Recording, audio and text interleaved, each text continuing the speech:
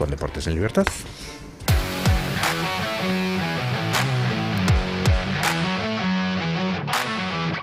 Deportes.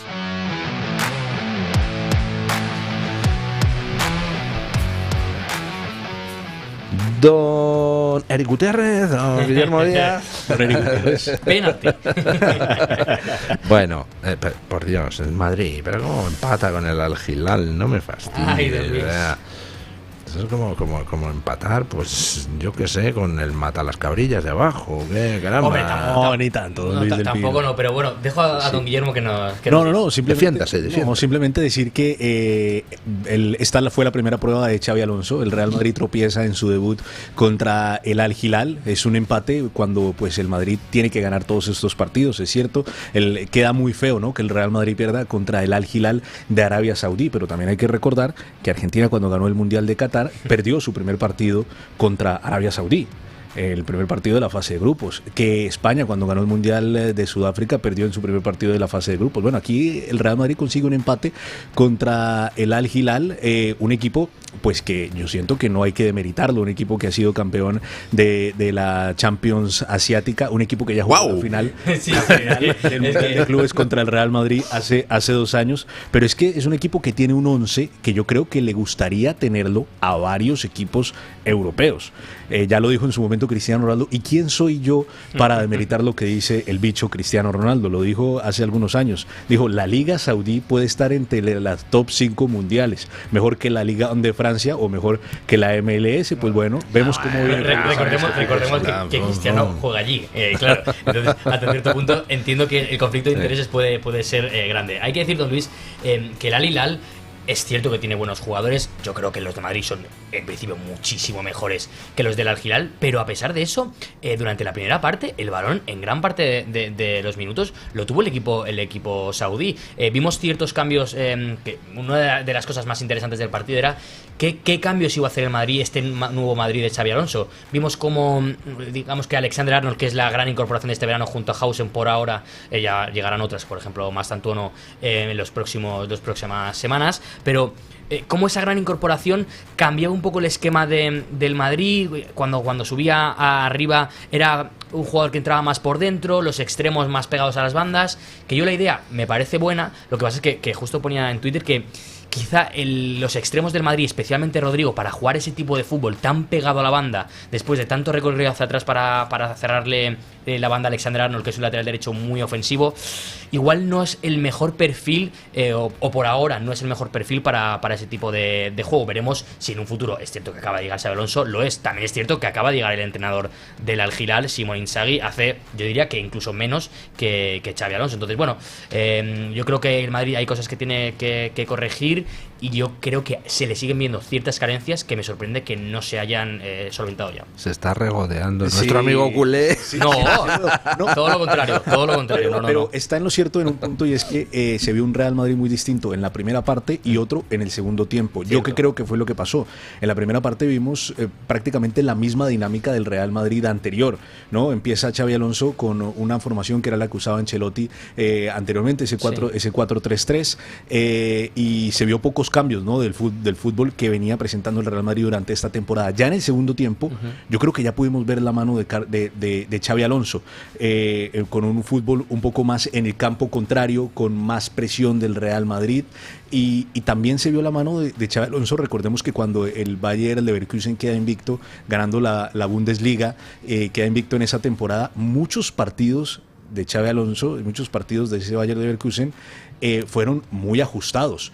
Muchos partidos los terminó ganando en el minuto 90 o en el minuto 92, o los terminó empatando en el minuto 90, en el minuto 92, que yo me acuerdo que en ese año decíamos: uy, cuidado que va a perder el invicto, y terminaba empatando en las últimas de cambio. Aquí el Real Madrid tuvo la oportunidad en el 88 de poder ganar el partido con un penalti que termina atajando el portero Yacine Bono, que para mí fue la figura del encuentro, más allá de que ese reconocimiento de figura del encuentro se lo dan al canterano del Real Madrid, Gonzalo García, que es quien anota el gol del Real Madrid.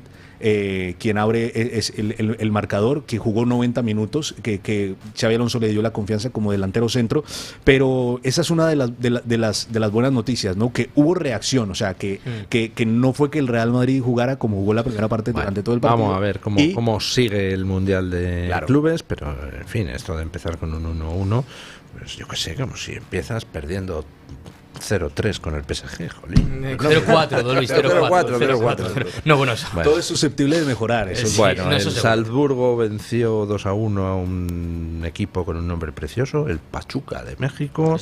En un partido muy curioso, porque el partido se suspendió durante más de una hora por una tormenta eléctrica que pasó por encima del estadio de Cincinnati. Estaban en el minuto 53, creo que el partido ya se encontraba 1-1, ya se encontraba empatado, y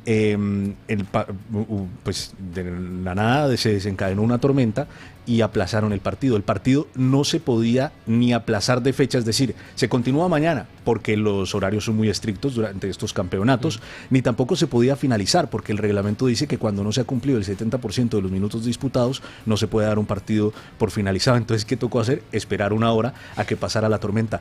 Eso en Estados Unidos te enseñan en las pantallas del estadio el mapa en tiempo real de por dónde va pasando la tormenta, y ya cuando termina de pasar la tormenta es cuando se reanuda el encuentro. Bueno, Guardiola venció a los marroquíes de la Al-Wihdat 2-0.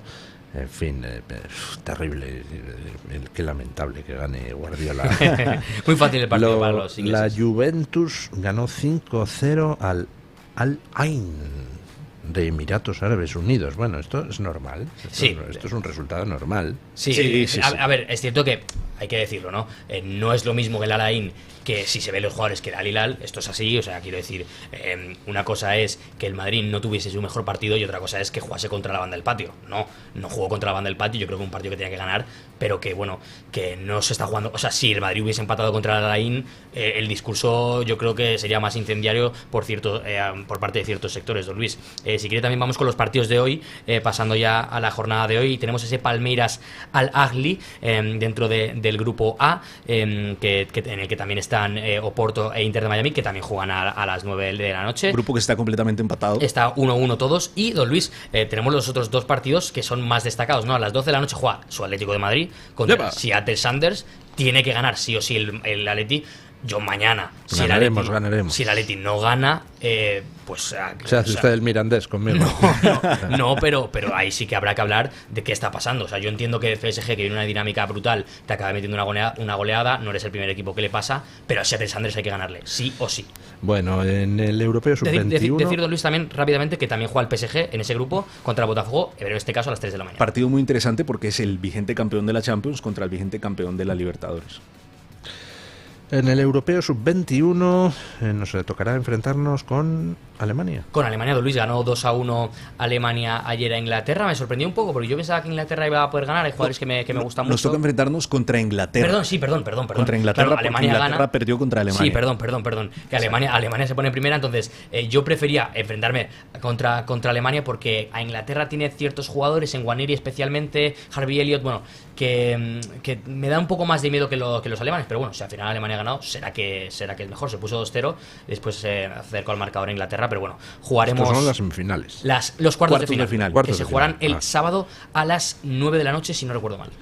Bueno, y en el torneo de Queens, tenemos a Alcaraz, que se enfrenta con Jaume Munar a las 3 hoy.